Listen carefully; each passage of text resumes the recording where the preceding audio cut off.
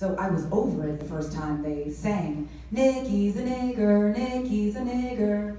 My family calls me Nikki, by the way, you know how we do. I got a nickname.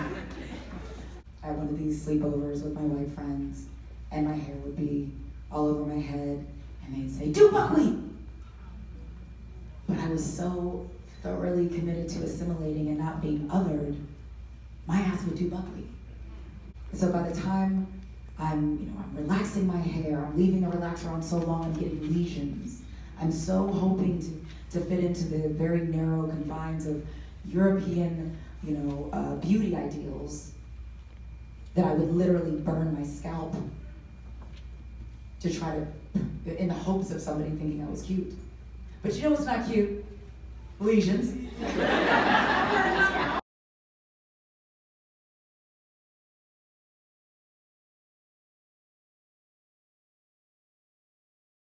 And these are privileged boys, so they're used to the world is my oyster. So I gotta drop these black bombs on them daily. You go to a sleepover, you stay put. You don't wander around the house. You stay where the parents are. Some shit comes up missing, who do you think they think it's gonna take? They know what your father makes, but it's just, listen.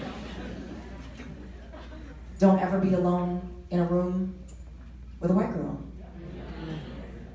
I don't care that she's your friend, she's been your friend since 4th grade. If you think her parents are excited about your black penis, you are sorely mistaken.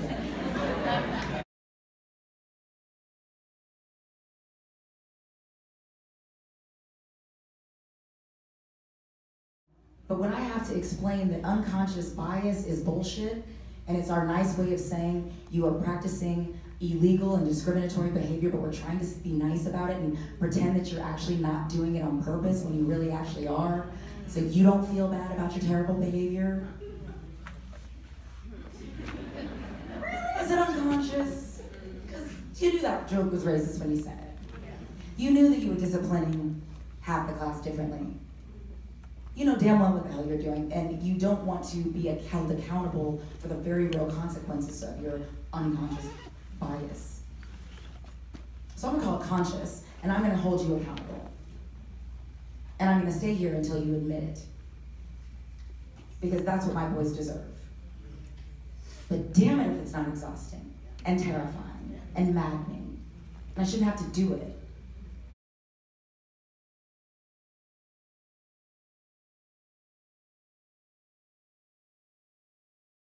There's a chapter in the book called Mittens about navigating my Gold Coast neighborhood and trying to make my neighbors comfortable. And for whatever reason, I had a moment, I was like, because I would walk to the gym, down my street, through Lincoln Park. Well, I don't live here anymore. Down State Street, through Lincoln Park, through Equinox and Lincoln, whatever. And I happened upon a couple of my neighbors in the sidewalk, and I was like, excuse me, ladies. Sing-song voice, it helps. Excuse me, ladies. Smile. And they turn around and it's, didn't expect it to look fine. And as I'm walking away, I hear something thug. I don't know if they're talking about me or something else, but I become paranoid about it. So the next day as I'm leaving for the gym, I'm like, I've been sent these pairs of gloves, a pair of gloves and a pair of mittens. And I'm literally thinking, how can I make my neighbors more comfortable with me? I choose the fucking mittens. Because I thought thugs don't wear mittens.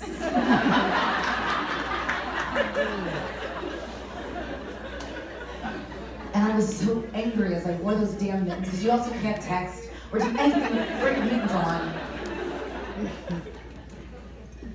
But it's the dance that we do to try to make people comfortable, to try to minimize our blackness.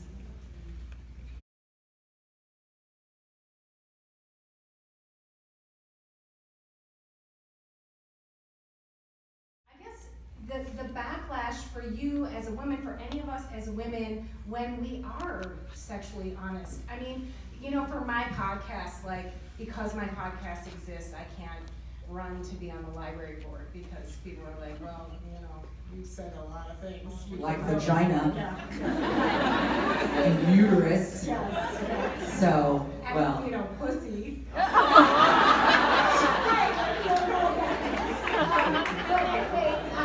the idea that you would have, I don't know, everyone's like, oh, you read the book?